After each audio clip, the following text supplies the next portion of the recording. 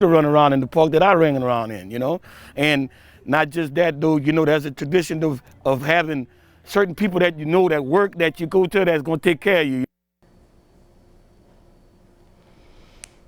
Tonight, there is sadness but also anger after Lafayette Mayor President Josh Guillory announced job cuts and closures in the Parks and Recreation Department because of the pandemic.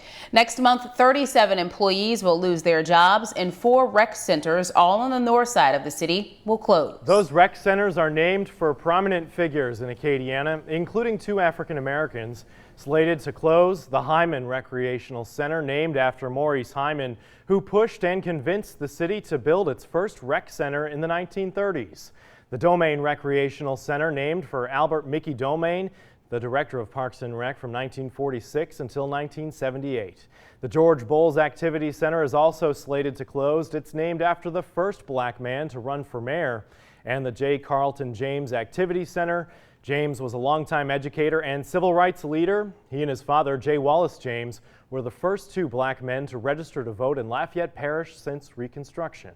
As Amon Boyd reports, some are questioning why these locations were chosen and are reflecting on their importance to the north side.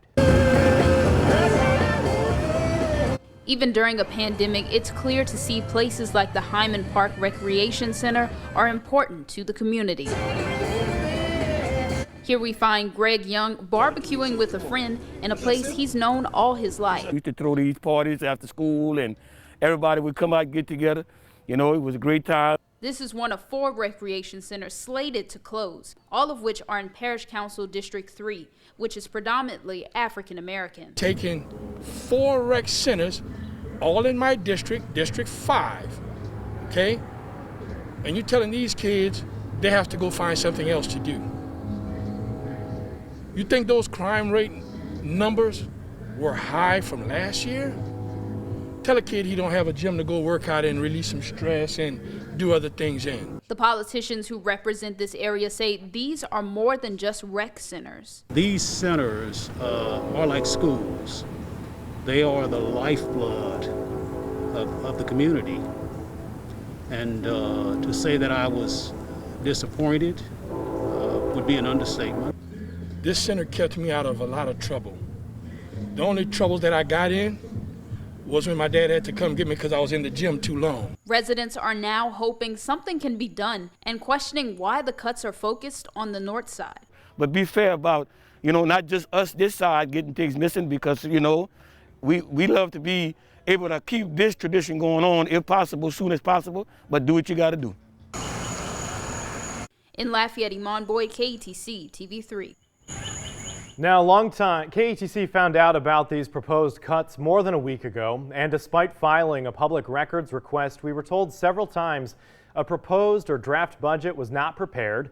However, this afternoon, Mayor President Guillory referenced his proposed budget several times in a video address when announcing the cuts he was making. It's been 8 days since we made our initial request, and we still do not have those documents. We did get some documents. We have those posted over on KATC.com.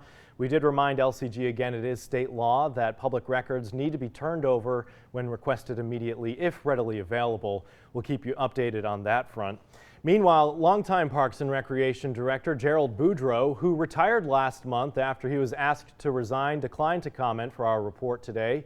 But his brother and former city councilman Kenneth Boudreau did post on social media saying he is speechless that the closures only affect areas that serve a majority of African Americans.